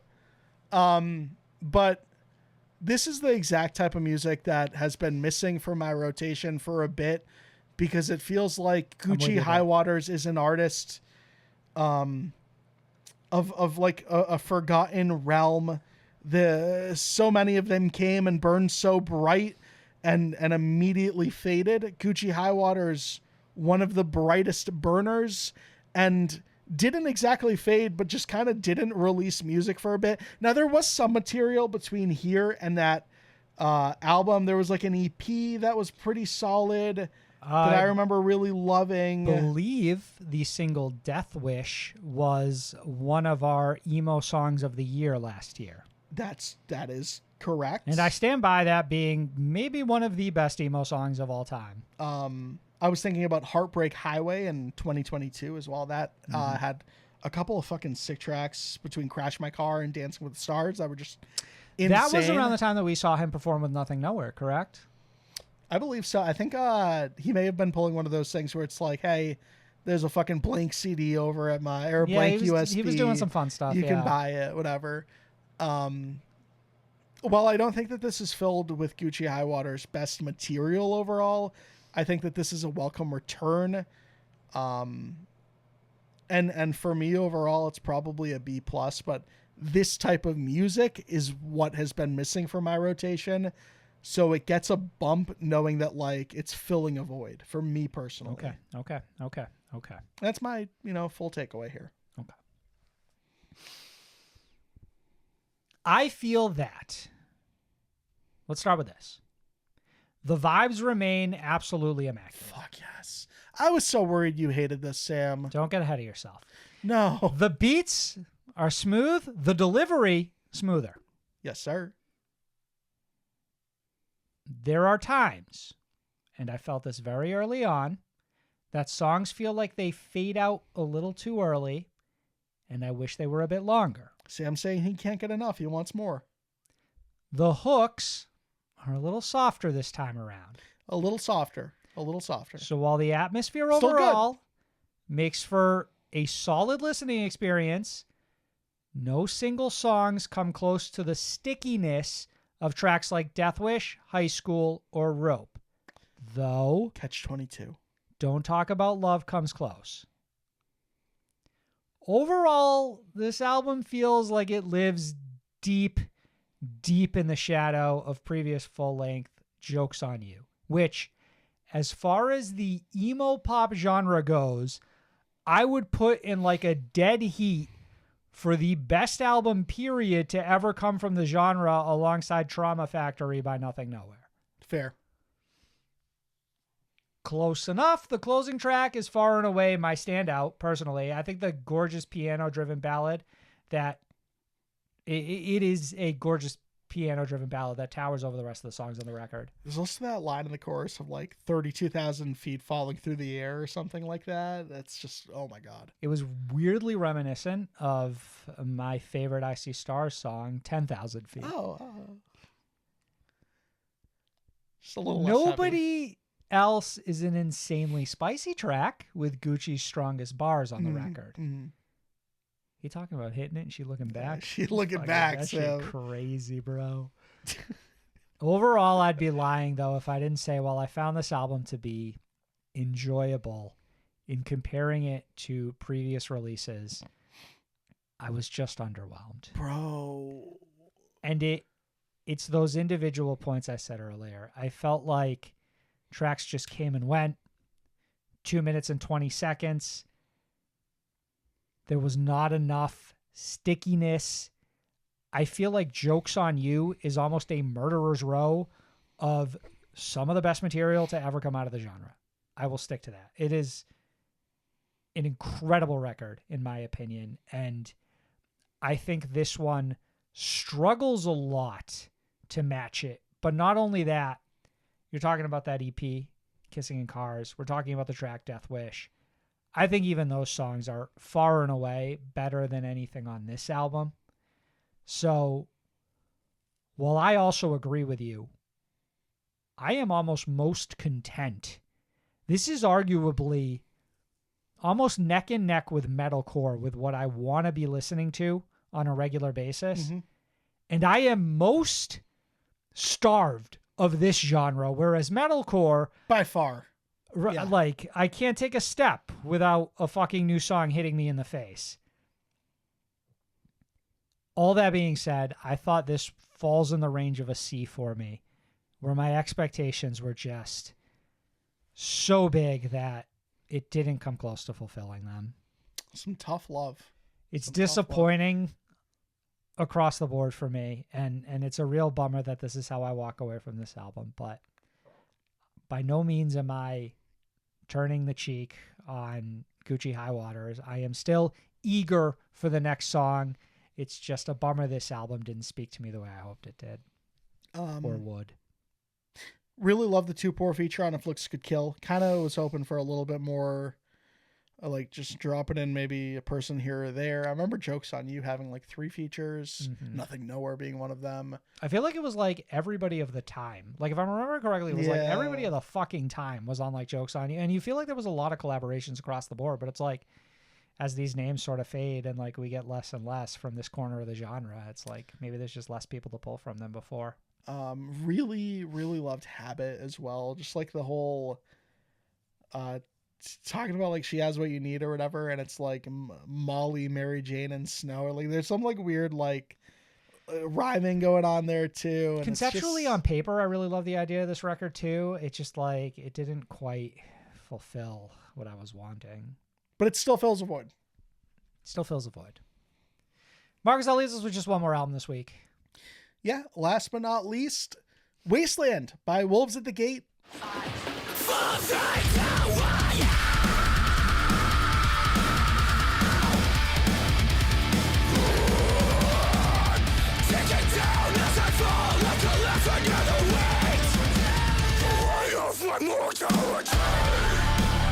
It's out now, Solid State Records, 30th of May, 2025. It's this band's 6th album, and it's the follow-up to 2023's Lost in Translation LP. Band sits right now at 240K monthly listeners over on Spotify. It was co-produced by Josh Gilbert of Spirit Box. Okay, bet. Recorded all over the place, New Jersey, San Diego, Los Angeles. Steve, their vocalist, also co-produced the 13-track body of work. Buckle in, Sam. This one's a bit of a long one. We'll try to get through it at a good pace here. Hit me. In 2024, a core idea screamed out to Steve, shaping the creative direction of the band's next evolution. It slowly but surely seeped into the DNA of the music. His words here. As I was working on the album, and especially the lyrics, I began to realize that the wasteland was a metaphor for a frame of mind that I don't want to live in, but a world I feel myself drawn back into over and over again. I hate it. It's a world of empty promises. It's a mirage, a counterfeit. Just to chime in, Steve Kabuchi, the vocalist for Wolves at the Gate. Correct, yes. Steve continues, I'm constantly in my head. Over the years, I've realized we have a world in our minds that we don't necessarily share with everybody else. I thought, how can I make a story about these worlds in our heads? I capture a lot of it from myself, but put everything into the music and started to connect the pieces. I'm definitely taking these internal dialogues and placing them in songs. They continue on further. It's incredible what goes on in the mind. Most people live what seem to be simple and ordinary lives, but there are countless battles and struggles that descend upon our minds. From the outside, life must seem plain and benign if someone looked at my life, but there is warfare and turmoil going on, thoughts of life, death, pain, and peace, as well as depression and joy. It's a wonder that everyone in this world doesn't collapse under the weight of what this life brings. We can all just tend to live like we are just fending off the dark with whatever vice or temporary comfort we may choose, If the scales were lifted from our eyes and we stopped desensitizing ourselves for a minute, we would find that we live in a world that is unlivable. What gives you hope? What brings you peace? Is there hope in the wasteland? It appears that there isn't, but in order to see it, we must look outside the wasteland. Such a crazy thing. I don't think there is actually, but like, and then the whole quote's over, by the way. I'm going to come in with a take here. Okay. And this isn't necessarily reflective of my review, but I personally wish that conceptually this was more fantastical than metaphorical. Which is I think to it's say, open to some interpretation, especially with how it's still like synthetic sun, law of the wasteland. There's like definitely a... I will agree, but I think by the time you get to the end of this record, you do realize that what he's saying in this press release does align to the experience of listening to this record and its lyrical content. There is like a bit of a fantastical nature and like the voices of your head aspect of it. There was certainly quite a bit of it with the first music video. For sure. Unrest, the closing track, having like those like whispering things behind your ear saying, hey, come back to the wasteland. Come back to the wasteland. You'll like it here. And I think that if their approach had been different, that would have worked significantly better to me. Whereas the rest of Unrest as a song is almost too eerily close to an era of metalcore that I thought we had moved past. We dress it up. This is going to sound so much more harsh than I intend it to sound, but it's definitely the best like example I can give, which is that whole statement is the essence of putting like lipstick on a pig as far as, yes. Oh, this is well-treaded ground. You're just doing a really great job at like approaching it from a different angle in the sense of like selling it to me. Right. Yes. You've pitched a common theme as your own unique interpretation / metaphor. There is a version of this that I think I personally would have preferred, which is something that leaned more heavily into the fantastical and was less an allegory for mental health. You know, for me, this is almost like, you know, that era of heightened horror movies we went through where every scary monster Sam, I was remember just you bouncing on it crazy style. The Yes. Babadook. That shit sucked. Love the Babadook. You're incorrect about that, but the Babadook is the beginning. Babadook. Is the beginning of that trend. Yes. When you're 37 movies deep into it, it loses its power. I don't know. It's not as effective. You liked a lot of those, Sam. What's your main takeaway? All right, so I'm going to start with the positive here. The rhythm section, in their bag. Keeping the pace of this record moving at like 30 headbangs a clip. And the production quality, superb. They make tracks feel big and bold. Memento Mori has a chorus that soars beyond the stratosphere. It's an incredibly consistent album, but its flaws come from some generic, overly familiar feeling lyrical themes, like the ones we get in Unrest, where we are, for all intents and purposes, and this is not verbatim, fighting the demons in our head, the darkness that surrounds us, the sadness, the mental health of it all. Removed from the lyrics, I liked Unrest's like chorus or how they chose to deliver that chorus. Agreed. But this is one of those cases where it's like, once I understand what the monster really is, it's lost its punch. Yes. You know what I mean? They pulled the curtain too far back. Once that I realize the monster is just anxiety, it's not scary anymore. I enjoy the general atmosphere. I think the small touches made to engross us within the universe generally work very well in spite of the actuality of where the wasteland takes place. Parasite easily clears every song on this album. It was the single. It should have been. It's great. It's an enjoyable record, if not particularly groundbreaking in any capacity. B-. Two things before I get to my takeaway. Sure, go ahead, by all means. Because we kind of glossed over it way at the top and whatever, like meaningfully so. It doesn't super matter. But I remember the album that came out before the last one. I don't remember the last record. Yeah, I'm exactly there with you. Part of me feels like the album that came out, their last record, was a covers album and is not actually what you think it is. Am I wrong? Yeah. Is that Spot definitely check the it case? for me, because I know this band released a covers album. Oh my God, you're so Am I right. dead on? It totally is, isn't it? Breaking the Habit, Sure. The Pretender. Fuck my life. Which God is damn why it probably I should have did spot not checked a little harder. resonate with either of us, because you Okay. and I have, for all intents and purposes, moved on from covers. Eulogies 2022. Fantastic. Definitely remember that one. Fantastic. Any strong feelings at all on the not a departure in sound, but a more layered sound, mixing in like more electronics and things like that? I think that A ton of interludes on here: Withering, Wasting, Wanting. for me, the production aspect of this record is one of its strongest points, where it feels like there's been a lot of care put into this to make it sound larger than life. Josh Gilbert. I think that comes across. Josh Gilbert, and with And credit Steve, to the and band Steve, for yeah. the things that they do with the interludes and stuff like that as well, Yeah. right? Everything sounds fucking crisp. I think it's all packaged very well.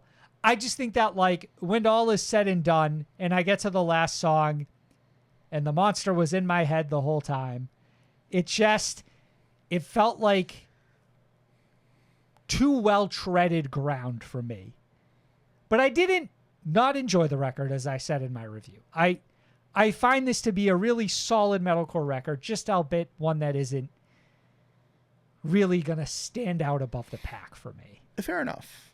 My takeaway is more of a general vibe check. So it's this, which is the fact that Wasteland is to the metalcore community the equivalent of what Real ID is to the U.S. citizens navigating TSA when flying domestically, All right, I'm curious. Go as on. of May 2025. Sure. If you're a metalcore diehard, I'm talking like straight to r/metalcore here. Yeah. Like you're up in the Discord, you're up fighting the mods. You're listening to this show. You're listening to this show, maybe. Yeah. If you're a metalcore diehard and you haven't listened to Wolves at the Gates' new album yet, and I know it's only been out for like we're recording this within 24 hours of release, then I'm sorry to say, Sam, you may as well not even show up to the conversation. It's basically the Real ID of the metalcore scene now. Don't have it? Tough luck. You're not getting through security anymore. Everyone is having that experience at the airport right now, right? You show up, you've been flying your whole life. All of a sudden the TSA is like, you actually need a Real ID now. Whatever that is in your pocket, it's not going to cut it. Hope you have that, or else you're not going anywhere. Mm-hmm. You're standing there like, what? This is a thing now? Yeah, it is. That's what I mean in the sense of your metalcore ID. You go to a venue, bro, you're getting rejected. You're not getting through those doors. You try to go cash in on that VIP, that meet and greet, and those guys ask you, hey, have you heard this new record from Wolves at the Gate yet? And you're saying you haven't? If you don't have that logo on your metalcore license, then you're not getting into the places that you're wanting to go. Can we pause? Sure. If I'm following your review correctly, you're about to say this is the greatest metalcore record of all time. Not at all. Not at all. The next bullet here is that this is absolutely nothing groundbreaking, but it is still Undercuts your metaphor, quintessential but sure. metalcore listening for 2025 to date. Okay, so you're saying we're all forced as metalcore listeners to listen to Wolves at I the didn't Gate? want to go get my Real ID, Sam. Okay. I don't think any of you did. So this is the worst metalcore album you've ever heard? It's not. Where the fuck are we It's not landing here? quite that. Listen, granted, not the most fleshed out comparison, but what I'm saying is like your opinion's not being like factored in. It's not being like weighed correctly. If like you're saying you're a metalcore fan, You're saying this is due and you're diligence. yeah, exactly. Okay. This is a metalcore band of high esteem who released a pretty fucking good album. And if you're not tapped in, Sure. then your opinions don't matter. Right. How could you be a metalcore fan and not have listened to the new Wolves at the Gate, right? This is quintessential metalcore. Like, this is Yeah. textbook metalcore. This as is the I French understand fries it now. that always come with your McDonald's order. Exactly. Yeah. So, like, to me, this Sure. is still something everyone needs to go here, while also acknowledging it's not a stupendous record. I'm whiplash with your review right now. Whiplash. This could be an A+ or a D-. This is a solid B. God. Right on its face. You gave it a B-? That's correct. We're pretty much aligned. So you're slightly more positive than I am. Yeah, I had a pretty easy time getting past all like the. This is an easy the listen. lyrics. This stuff. is an It's easy a super listen. easy, but like it's easy on a couple of like different levels as far as like, man, this band can write a really good chorus. Man, They can Parasite. write a pretty compelling riff. Fucking Parasite goes crazy. Like credit Against to all this odds, because band. the lyrics there are especially fucking rough too. Yeah, but sometimes you can mask an okay lyric with a really good riff. Metalcore been doing it for 30 years now. You can. It's also funny because There are bands that made a career out of it. one of the statements like I didn't pull from the press release was like them going like bouncing on a crazy style on their own lyrics, and they pull like a line from that song specifically. Yeah. And I'm like, what are we even talking about? Like, this is an A-B, and it's not like we're not even using crazy words like Silent Planet style. Right. All right. I need you to calm down with the styles. I don't know. I think this album's fun for what it is. It's nothing groundbreaking whatsoever. I do like that Yeah. this band has incorporated new sounds and continue to evolve their sound, but at the end of the day, it's not going to blow your mind. But it is probably something you should listen to this year if you call yourself a metalcore fan. This is dependable. This is your uncle you can Yeah. call when you're moving. You know what I mean? Sure. They're going to show up with a truck. See, all you have to do is pay him in beer. That's it. That's right. All right. That's enough metaphors for one day, Marcus. Before we get out of here, I'd be remiss not to touch on and send love to the family and friends of those from the industry we lost last week in a very tragic plane crash. Talent agent Dave Shapiro, former The Devil Wears Prada drummer Daniel Williams, photographer Selena Kenyon, booking assistants Emma Hook and Kendall Fortner, and Dominic Damian. Just tragic across the board, like an absolute fucking like devastating loss. It's been nonstop messages and posts from bands showing their love and adoration for these individuals. Dave Shapiro in particular seems to have shaped a lot of careers across the scene in his time. Name a band probably shaped their career. That's how it's felt over the course of this last week. Like it's bands like that started 6 weeks ago and bands that started 16 years ago. Today alone, I think Caleb Shomo released something about Yeah. the Summer of Loud. Summer of Loud tour, saying that this is basically the Dave Shapiro tour that like he always envisioned, and that and they're thus gonna, like, now dedicated to him. right.